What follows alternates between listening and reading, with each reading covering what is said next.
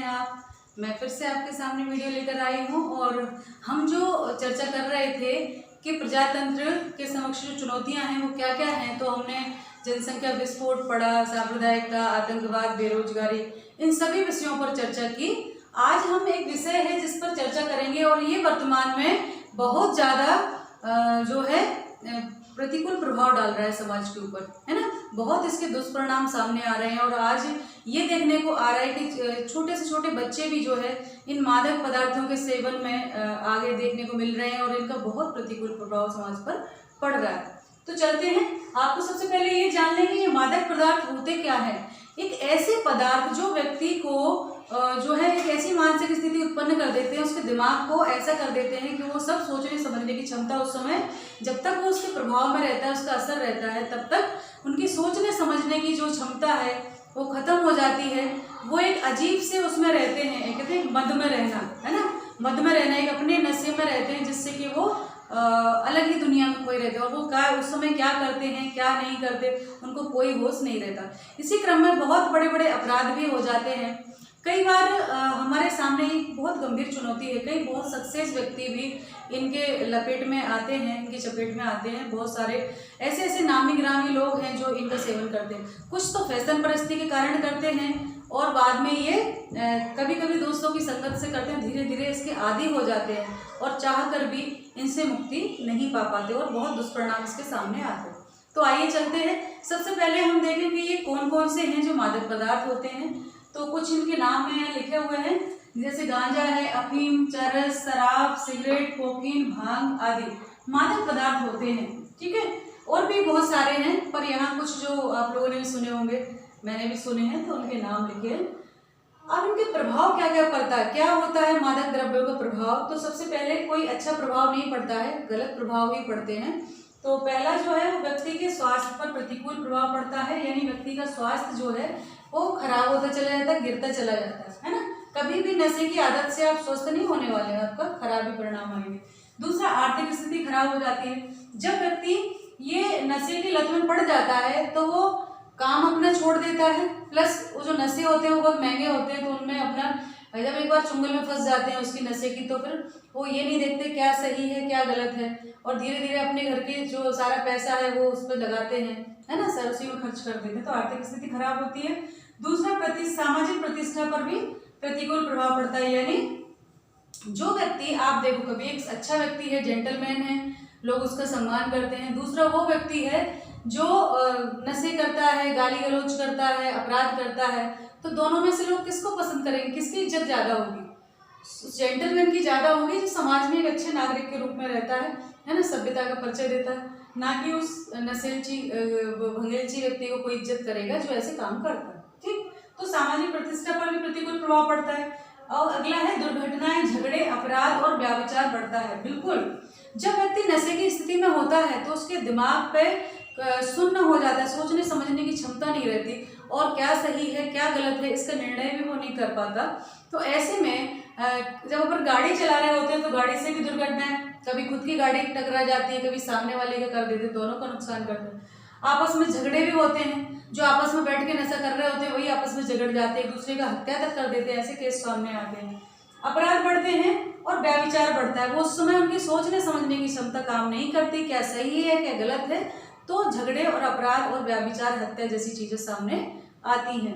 उसके अलावा और क्या होता है, तस्करी बढ़ जाती है। जब लोग इन पदार्थों का सेवन करते हैं और सरकार के द्वारा इन पर प्रतिबंध लगाया गया है तो क्या होता है, चोरी छुपे इनका तस्करी की जाती है। फिर मानसिक कार्यक्षमता घट जाती है, बिल्कुल घट जाती है। मानसिक स्थिति तो उस समय उनकी काबू में रहती ही नहीं है, तो उनकी मानसिक क्षमता भी घट जाती है। तो ये मादक पदार्थों का जो सेवन है वो कहीं से कहीं तक अच्छा नहीं है, ना समाज के लिए ना व्यक्ति के लिए, है ना, किसी के लिए भी ठीक नहीं है। तो ये दुष्परिणाम है, इसके प्रभाव अपन में लिखेंगे तो ये खराब ही प्रभाव है, इसके शरीर पर पड़ते हैं और मन पर भी, है ना, मानसिक भी गलत प्रभाव पड़ता है इसका। तो और हम आगे चलेंगे, इसके कारण क्या है, लोग क्यों करते हैं, है ना, ये मादक द्रव्यों का सेवन क्यों करते हैं, तो उसके कारण हम देखते हैं कारण। ठीक है, तो पहला तो देखें, पीड़ा की स्थिति से छुटकारा पाने के लिए, पीड़ादायक स्थिति से छुटकारा पाने के लिए पीड़ादायक स्थिति से छुटकारा पाने के लिए भी ये होता है। और एक ऐसा समय देखने को मिलता है कि जो सेवन के कारण हैं वो बहुत सारे हैं, अलग अलग उनकी वो है जिसकी वजह से लोग इनका सेवन करते हैं। सबसे बड़ा तो जो समाज में एक वो है कि भाई इससे मादक पदार्थों के सेवन से जो है जो अंदर दुख होता है व्यक्तियों के, ऐसा मानते हैं कि इससे पीड़ा से जो है छुटकारा कुछ समय के लिए मिल जाता है। इसी क्रम में दुख हर व्यक्ति के जीवन में होता है, लेकिन ये तो भ्रम है कि हम इसके सेवन से जो है हमारे दुखों से छुटकारा हो जाता है। छुटकारा नहीं होता बल्कि और ज़्यादा बढ़ जाते हैं, क्योंकि जब आप होश में आएंगे तो आपके सामने और नई समस्याएं जो है खड़ी होंगी। तो लेकिन ये भ्रांति है जिसके कारण भी लोग ये करते हैं। दूसरा, मानसिक परेशानी को दूर करने के लिए वर्तमान समय में बहुत ज़्यादा टेंशन है, समाज में तनाव है और तनाव प्रबंधन जो है नहीं आता है। एकल परिवार हो गए हैं, भौतिकता इतनी बढ़ गई है समाज में, जिसके चलते मानसिक परेशानियां हैं और मानसिक परेशानियों को दूर करने के लिए कोई सार्थक सकारात्मक उपाय न खोजकर लोग इन चुंगलों में पड़ जाते हैं और मादक पदार्थों का सेवन करने लगते हैं। एक है पाश्चात्य संस्कृति के कारण लोग आजकल उच्च वर्ग में एक ऐसा दिखावा चल गया है कि भाई इनके सेवन से सिगरेट पी रहे हैं या शराब पी रहे हैं तो ये बहुत स्टेटस सिंबल है और विदेशों के लोगों की हम नकल करते हैं। तो ये सब चीज़ें भी एक पाश्चात्य संस्कृति भी इसको बढ़ावा देती है। उसके अलावा फिल्मों की नकल करने में, जैसे फिल्मों में देखते हैं, हम सिनेमा में देखते हैं, वो सिगरेट पी रहे हैं, जो हीरो होते हैं या हीरोइन होती है सिगरेट पीते हैं या नशा करते हुए दिखाए जाते हैं। हालांकि एक लिखा हुआ आता है विज्ञापन के धूम्रपान सेहत के लिए ठीक नहीं है, लेकिन वो कोई नहीं देखता और वो हीरो है जो है उनकी नकल करते हैं और उसके कारण भी इसको बढ़ावा मिलता है। उसके अलावा उच्च वर्ग के समकक्ष दिखने की चाह में भी लोग ये करते हैं, ऐसे स्टेटस सिंबल है वर्तमान में।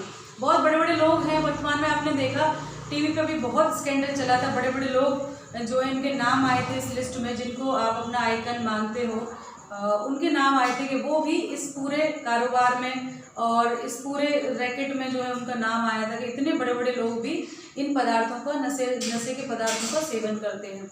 तो लोगों में एक वो है स्टेटस सिंबल कि ये कर रहा है कोई बड़ा आदमी, अगर ये काम कर रहा है तो ये अच्छा ही होगा, अपने आप को हाई सोसाइटी दिखाने के लिए भी कई लोग ये काम करते हैं। ठीक है, अब ये है कि इनके पदार्थों के सेवन पर रोक लगाई जानी चाहिए। तो सरकार से तो बिल्कुल मादक पदार्थों के सेवन पर रोक लगा देनी चाहिए, क्योंकि इनके सेवन पर रोक लगाने से समाज की प्रगति होगी, अपराध रुकेंगे, मानसिक स्वास्थ्य, शारीरिक स्वास्थ्य जो है लोगों का अच्छा होगा और एक स्वस्थ कार्यशील जनसंख्या या नागरिक देश को मिलेंगे। लेकिन ये सब क्यों नहीं हो पा रहा है? इतना सब होने के बाद भी क्यों नहीं हो रहा है? क्योंकि सरकार को इसको बहुत बड़ी राजस्व की प्राप्ति होती है। जैसे देखा ना आपने, शराब के जगह जगह सरकारी ठेके भी हैं। क्यों है? क्योंकि सरकार को इससे बहुत बड़ी मात्रा में राजस्व की प्राप्ति होती है, टैक्स मिलता है ना, इसीलिए वो इनको पूरी तरह से बंद नहीं कर पाते हैं। तो ये भी एक कारण है। उसके अलावा अब इसमें देखिए, ये तो हो गया प्रजातंत्र की सफलता में बाधक तत्व क्या है, समकक्ष चुनौतियां थी ये तो। अब है अगला जो हमारा टॉपिक है वो है प्रजातंत्र की सफलता में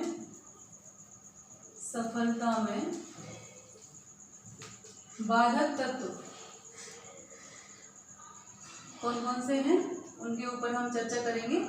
तो कौन से ऐसे तत्व हैं जो हमारे लोकतंत्र को, डेमोक्रेसी को प्रॉपर तरीके से कंप्लीट नहीं होने देते हैं और जो परिणाम आने चाहिए वो क्यों नहीं आ रहे? तो उसके हम पहले भी पढ़ चुके थे, अभी भी पढ़ेंगे, बार बार रिपीट कर रही हूँ इनको क्योंकि दोबारा से इन्होंने दिया है। तो वो चुनौती के रूप में था, जो चुनौती के रूप में थे वही इसमें सारी चीजें उसमें आ जाएंगी, बाधक तत्वों में आ जाएंगी।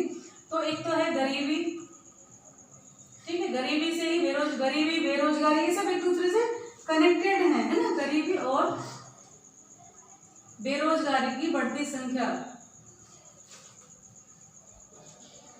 बेरोजगारों की बढ़ती संख्या। तो ये गरीबी इस हद तक है कि सरकार जो है कितने लोगों को रोजगार देगी, कितने लोगों को आर्थिक जो कहते हैं कि भरोसा दिलाएगी, आर्थिक सुरक्षा कितने लोगों को दे सकते हैं। जनसंख्या ज़्यादा है, गरीबी बेरोजगारी बढ़ती जा रही है, जो कि लोकतंत्र के उसमें बाधक है। क्योंकि हम जानते हैं जब निर्वाचन होता है तो जो गरीब लोग हैं, निर्धन लोग हैं, उनको प्रलोभन देकर भी वोट को प्रभावित किया जा सकता है। उसके अलावा बहुत सारे लोग रोजी रोटी की तलाश में वोट डालने ही नहीं जाते। आपने देखा होगा मतदान का प्रतिशत हालांकि अब तो बहुत बढ़ गया है, लेकिन अभी भी जो है करीब 30 से 35% लोग वोट डालने नहीं जाते हैं। ठीक है, क्योंकि उनको लगता है अपनी रोजी रोटी पूरा दिन खराब कौन करे लंबी लाइनों में लग के, तो अभी भी सभी लोग वोट डालने नहीं जाते। दूसरा जो है वो है जातीयता, क्षेत्रीयता और भाषाई समस्याएं। जातीयता, क्षेत्रीयता व भाषाई समस्याएं।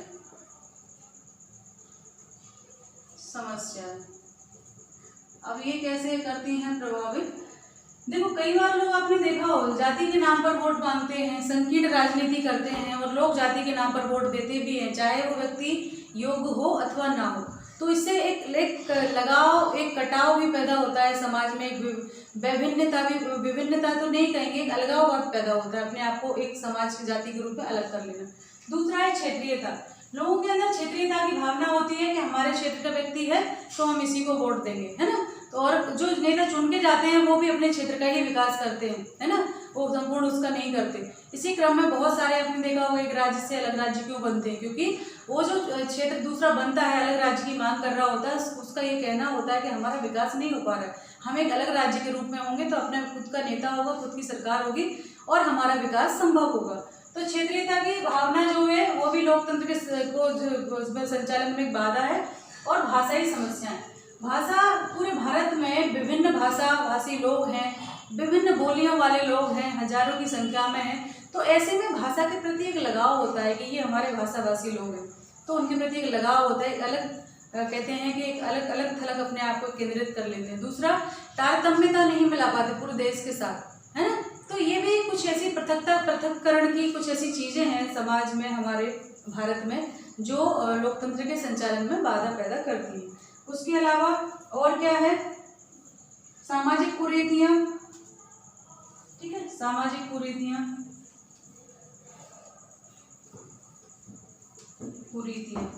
समाज में विभिन्न प्रकार की कुरीतियां हैं, हम सभी जानते हैं। बहुत अंधविश्वास, रूढ़िवादिता। इवन अब मैंने देखा है कि बहुत सारे ऐसे पढ़े लिखे लोग होते हैं जो भी इनमें गंडों में, तावीजों में, बाबाओं में, टोटकों में, इन सब चीज़ों में विश्वास करते हुए देखा। यानी गांव का एक अनपढ़ व्यक्ति फिर भी इन चीज़ों से मुक्त हो रहा है, लेकिन नए जो तथाकथित शिक्षित वर्ग हैं वो भी इन चुंगलों से आज़ाद नहीं है। तो सामाजिक कुरीतियाँ बहुत सारी ऐसी हैं जो कि हमारे समाज में लोकतंत्र के, प्रजातंत्र के संचालन में बाधा उत्पन्न करते हैं। ठीक, उसके अलावा एक और कारण है, वो है संचार साधनों की नकारात्मक भूमिका। संचार साधनों की नकारात्मक भूमिका। नकारात्मक भूमिका। जो संचार के साधन हैं क्या क्या है? पत्र पत्रिकाएं हैं, रेडियो है, टेलीविजन है ना, मीडिया है, ये सब न्यूज चैनल्स हैं, ये सब संचार के माध्यम हैं। और ये पॉजिटिविटी लाना चाहिए, इनको एक कहते हैं सकारात्मक रूप से साथ देना चाहिए। सकारात्मक रूप से साथ ना देकर नकारात्मक प्रभाव पैदा करते हैं। और आपने देखा होगा टेलीविजन पर, अब तो प्राइवेट इतने सारे चैनल्स हैं, उन पर किसी छोटी छोटी चीज़ों को इतना बड़ा चढ़ाकर प्रदर्शित किया जाता है, जो सच होता है वो सामने नहीं आता, जो सही सत्य बात होती है वो निकलकर बाहर नहीं आती, और बहुत सारा आडंबर जो है प्रस्तुत करते हैं। इसी प्रकार से समाज में बहुत सारे ऐसे जो टीवी प्रोग्राम्स हैं जिनके माध्यम से भी नकारात्मकता समाज में फैलती है और आगे चलकर ये लोकतंत्र के संचालन में बाधा पैदा होती है। तो ये सारी चीज़ें हमने देखी, प्रजातंत्र की सफलता क्यों नहीं मिल रही है, क्यों इसके परिणाम नहीं आ रहे, तो ये कुछ कारण हैं। और इसके साथ ही ये वाला हमारा चैप्टर समाप्त होता है। अगले चैप्टर में फिर मिलेंगे। इसके डिस्क्रिप्शन में आपको टेस्ट पेपर मिल जाएगा और अगले वीडियो में मैं इसके क्वेश्चन आंसर भी आपको करवाऊंगी। तो ध्यान रखिए, पढ़ाई करते रहिए। नमस्ते सभी को।